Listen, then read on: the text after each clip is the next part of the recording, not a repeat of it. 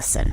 I'm here with my good friend Greg Kassar, and we just introduced the Bets Off Act. This is really important legislation that will ban prediction markets for government action like war and peace. What we have found is that in this administration, there are clearly individuals in the White House who are making money off of when the United States goes to war or not. And it's time that we just say there's no circumstances in which government action should be pushed one way or another based upon an individual's desire to cash in. I really appreciate you partnering with me on this. It feels really urgent. Yeah, I mean, it's nuts, y'all. There were over a dozen people who made over 6 figures on the Iran invasion. They created these accounts the night before. Did you hear that?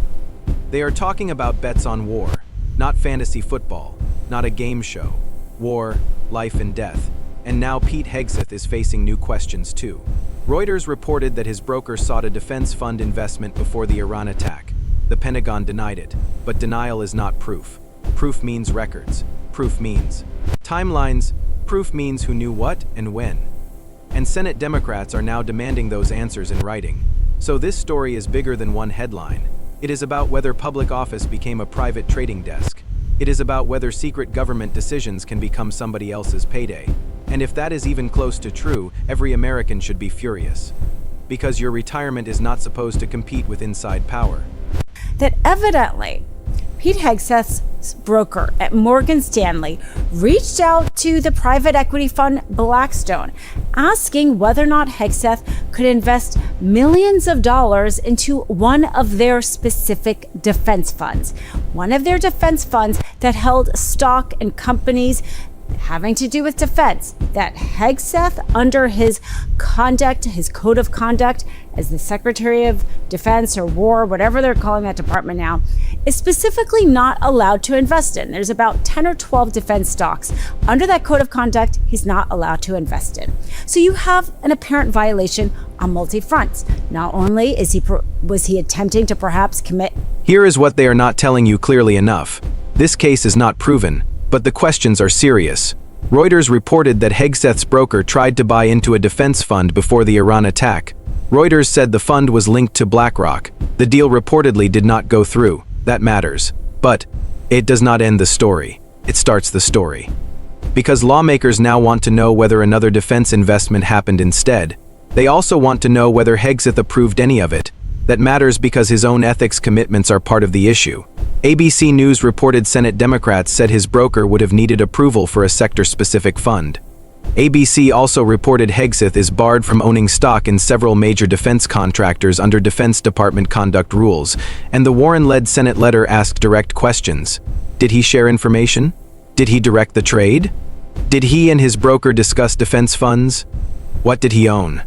What did his wife own? What got bought or sold after confirmation? That is not partisan theater. That is basic oversight. Now add one more layer. Hegseth's official financial disclosure showed he made $4.6 million from Fox News. It also showed spouse holdings in Lockheed Martin and Northrop Grumman at the time of filing. So when the public hears about a possible defense sector investment, people reasonably ask hard questions. This is important because war decisions must never sit next to personal financial temptation. If the facts clear him, then show the facts. If they do not, the public deserves consequences. Either way, America deserves documents, not slogans. This letter is the heart of the oversight fight. It does not assume guilt. It demands facts. It asks whether Hegseth shared information about military action. It asks whether he approved any defense fund purchase. And it asks what he and his wife owned, bought, or sold. That is exactly what oversight should look like when war, power, and money get too close together. Are putting forward a bill regarding the prediction markets, because the prediction markets are new, obviously, and they're not fully addressed by the SEC. They may very well still be, illegal to use insider information to do on the prediction market, but rather than have there be any vague or uncertainty, they're introducing the Bets Off law. Take a listen. I'm here with my good friend Greg Kassar, and we just introduced the Bets Off Act. This is really important legislation that will ban prediction markets for government action like war and peace. What we have found is that in this administration, there are clearly individuals in the White House who are making money off of when the United States goes to war or not. And it's Now let us talk about the second half of this story, because this is where the outrage gets even bigger. I believe no government official should ever be able to profit from war odds. Not directly, not through a friend, not through a broker, not through an anonymous betting account. Reuters reported Murphy and Kassar introduced the Bets Off Act on March 17th. That bill would ban wagering on government actions, terrorism, war, assassination, and events one person knows or controls. That is not extreme. That is common sense. And Congress's own legal research says the current law is complicated.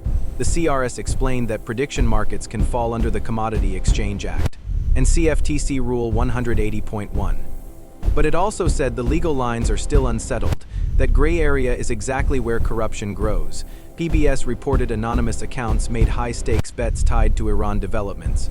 PBS also reported Kalshi said government employees cannot place predictions on geopolitical markets. Good, but rules on paper are not. Enough. Americans need enforcement, real enforcement. Fast enforcement, because what this actually means for you is simple. If insiders can bet on policy, then policy becomes a casino, and regular people are always the suckers at the table. Your pension does not come with classified briefings. Your 401k does not come with White House whispers.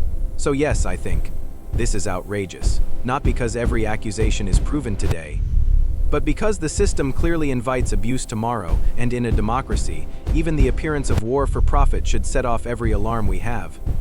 This matters politically too. Murphy's press release cited data for progress polling showing majorities oppose wagers on government action. That includes independents. It even includes many Republicans. Why? Because deep down, Americans still understand something basic. War is not content. Government is not a casino app. And life and death decisions should never create private jackpots for insiders. So when politicians say this problem is too new, too technical, or too complicated, do not buy it. The public already knows the moral answer. If you can influence the outcome, you should not be allowed to bet on it. Period. It's also being reported that federal prosecutors in New York are trying to find a way to perhaps prosecute insider trading with prediction markets under existing law. Certainly that bets off law would help because of how depraved and disgusting it is that anybody would try to profit off of this. The level of corruption. And frankly, then you rarely have to wonder when and why they're going to leave. Are they going to wait until they make a certain amount of money? I mean, the reasons for reining this in are innumerable. Thankfully, we're seeing Democrats try to get Hegseth to answer for his conduct, testify under oath whether or not that reporting. Let us end where this should always end: accountability, not spin, not talking points, not one angry post on social media. Accountability means records. It means testimony. It means investigators who are free to investigate, because this story now has two fronts. First, the report about Hegseth's broker and the defense fund. Second, the wider question of whether prediction markets became a backdoor for insider profit. And here is why many Americans feel so uneasy. Reuters also reported that former SEC Enforcement Chief Margaret Ryan left after clashes over cases tied to Trump's circle. That does not prove this case was blocked. But it does deepen public concern about whether powerful people will face real scrutiny. So my view is simple. If Hegseth did nothing wrong, he should answer fully and under oath. If others used inside information to bet on war, they should be investigated aggressively. And if the law is too weak, Congress should fix it. Now, because this is not just about one cabinet official. It is about whether government service still means service, or whether it became a shortcut to private gain. That line matters. A democracy cannot survive if citizens think every crisis is somebody else's profit center. And right now, that trust is hanging by a thread. And death, war, and peace, who has hundreds of thousands of dollars riding on this thing.